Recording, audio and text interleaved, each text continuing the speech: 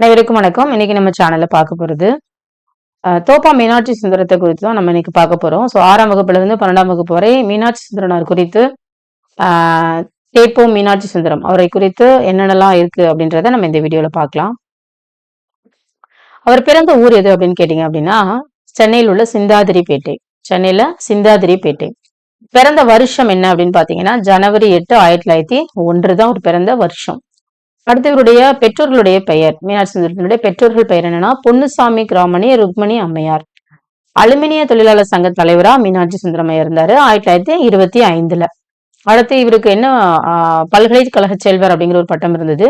இந்த பெயரை வைத்து அழைத்தவர் யார் அப்படின்னு கேட்டீங்கன்னா திருவாவடுதுறை ஆதீனம். சரிங்களா? பல்கலைக்கழக செல்வர், சாரி பல்கலை செல்வர், பல்கலை செல்வர் அப்படின்னு சொல்லிட்டு மீனாட்சி சுந்தரத்தை அழைத்தவர் யார் அப்படின்னா திருவாவடுதுறை ஆதீனம். அடுத்து பன்மொழி புலவர் அப்படின்னு சொல்லிட்டு மீனாட்சி சுந்தரத்தை அழைத்தவர் யார் அப்படின்னா குன்றக்குடி திருவண்ணாமலை ஆதீனம். இவர் இந்த சிவபுரி சன்மார்க்க சபை அப்படின்ற அந்த இதுல இருக்கவர் இல்லையா? அது பன்மொழி புலவர் அப்படின்னு அழைத்தார். அடுத்து அண்ணாமலை பல்கலைக்கழகத்திலும் சிகாகோ பல்கலைக்கழகத்திலும் தமிழ் பேராசிரியரா பணியாற்றியவர் தான் மீனாட்சி சுந்தரம். நடமாடும் பல்கலைக்கழகம் ஏன்னா மீனாட்சி சுந்தரத்தை அழைத்தவர் யார் அப்படின்னா திருவிகா. இது கொஞ்சம் நல்லா பார்த்துக்கோங்க. நடமாடும் பல்கலைக்கழகம் அப்படின்னு அழைத்தவர் திருவிகா. தமிழ் மொழியியல் கழகத்தின் முதல் தலைவர் மீனாட்சி சுந்தரம். தமிழ் மொழியியல் கழகத்தினுடைய முதல் தலைவர். மதுரை காமராஜர் பல்கலைக்கழகத்தினுடைய முதல் துணைவேந்தர் மீனாட்சி சுந்தரம். மொழியியல் துறையை மொழியியல் உணராய்வு மையமாக மாற்றியவர் மீனாட்சி சுந்தரம். மீனாட்சி சுந்தரம் சென்னை மாநகராட்சி உறுப்பினராக தேர்ந்தெடுக்கப்பட்ட ஆண்டு என்ன அப்படின்னு பாத்தீங்கன்னா 1924. மீனாட்சி சுந்தரம் தொல்காப்பிய சொல் அகராதியை பதிப்பித்து வெளியிட்ட ஆண்டு என்ன அப்படின்னு பாத்தீங்கன்னா 1961. சென்னை உயர்நீதிமன்ற வழக்கறிஞராக பணியாற்றிய ஆண்டு 1923. ஸோ உங்களுக்கு 24, 23.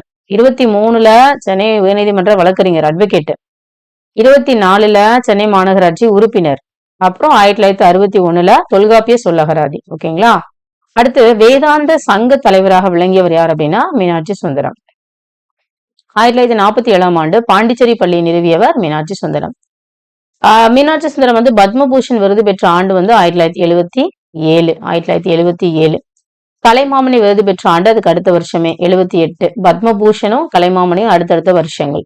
இவர் எழுதிய நூல்கள் அப்படின்னு பார்த்தோம்னா வள்ளுவரும் மகளிரும், காணல் வரி, தமிழா நினைத்துப்பார், கால்டுவெல் ஒப்பிலக்கணம், தமிழ் மனம், பிறந்தது எப்படியோ, வள்ளுவர் கண்ட நாடும் காமமும், சமண தமிழ் இலக்கிய வரலாறு, அன்பு முடி, தமிழும் பிற பண்பாடும், வாழும் கலை, 10 பாட்டு ஆய்வு, நாடக காப்பியங்கள், உலக நாகரிகத்தில் தமிழருடைய பங்கு, ஆழ்நிலை தியானம், தமிழும் பிற பண்பாடும். இது கிட்டத்தட்ட 17 நூல்கள் இவர் எழுதியிருக்கிறாரு. இதை 2-3 தடவை நீங்க ரிப்பீட்டடா படிச்சுட்டே இருந்தீங்கன்னா நீங்க ஆப்ஷன் பார்த்து ஈஸியா அடிக்கிறதுக்கு உங்களுக்கு யூஸ்ஃபுல்லா இருக்கும். ஓகேங்களா? அடுத்தது மீனாட்சி சுந்தரம் எழுதிய ஆங்கில நூல்கள் எது அப்படின்னு பாத்தீங்க அப்படின்னா history of Tamil language, history of Tamil literature. ஓகேங்களா? History of Tamil language and history of Tamil literature and philosophy of Thiruvalluvar. திருவள்ளுவரை பத்தின பிலாசபி. அட்வைதா இன் தமிழ், தமிழ்ல உள்ள அட்வைதா அப்படின்ற ஒரு ஆங்கில நூல்கள் எழுதியிருக்கிறாரு. Tamil a bird's eye view அப்படின்ற நூல் எழுதியிருக்கிறாரு. The contribution of European scholars to Tamil அப்படின்ற நூல் எழுதியிருக்கிறாரு. Foreign models in Tamil grammar and aesthetics of Tamil அப்படின்றத அவர் எழுதியிருக்கிறாரு. ஸோ மொத்தம் 7 நூல்கள். History of Tamil language, history of Tamil literature, philosophy of Thiruvalluvar, Advaita in Tamil, A Bird's Eye View, The Contribution of European Scholars to Tamil, Foreign Models in Tamil Grammar and Aesthetics of Tamil. ஓகேங்களா? So இந்த 7 நூல்களையும் மீனாட்சி சுந்தரம் ஆங்கில நூல்கள் எழுதியிருக்கிறாரு. இதை ஒரு டைம் நல்லா பார்த்துக்கோங்க. அண்ட் பிற நூல்களை பொறுத்தவரையிலும் குடிமக்கள் காப்பியம், பிறந்தது எப்படியோ, தமிழா நினைத்துப்பார், இது எல்லாமே அவருடைய பிற நூல்கள். சமண தமிழ் இலக்கியம் உசேலர் அப்படின்றது அவருடைய சமண தமிழ் இலக்கிய நூல்கள். ஓகேங்களா? சிறந்த ஆய்வு நூல் இவர் எழுதியது எது அப்படின்னு பார்த்தோம்னா காணல் வரி. இதெல்லாம் கொஞ்சம் முக்கியமானது, நல்லா பார்த்துக்கோங்க. சிறந்த ஆய்வு நூல் காணல் வரி. அண்ட் சிறந்த மொழி நூல் எது அப்படின்னு பாத்தீங்கன்னா தமிழ் மொழி வரலாறு தான் சிறந்த மொழி நூல். ஓகேங்களா? ஸோ ஆல்மோஸ்ட் இதுல எல்லா டாபிக்கும் கவர் ஆயிருக்கும்னு நினைக்கிறேன். வேற ஏதாவது அடிஷனல் பாயிண்ட்ஸ் இருந்தா நாங்க நெக்ஸ்ட் போடுறோம். ஒரு 6th இருந்து 12th வரலாம் ஆல்மோஸ்ட் இருக்கிற எல்லா பாயிண்ட்ஸும் எடுத்தாச்சு. உங்களுக்கு கம்பைண்டா ஒரே டாபிக் வைஸ் இருக்கணுன்றதுக்காக இது உங்களுக்கு கொடுத்துருக்கோம். ஃபர்தர் ஏதாவது நோட்ஸ் இருந்தா நான் உங்களுக்கு ஆட் பண்றேன். ஓகேங்களா? தேங்க்யூ ஸோ மச் ஃபார் வாட்சிங். உங்க ஃப்ரெண்ட்ஸ்க்கு ஷேர் பண்ணுங்க.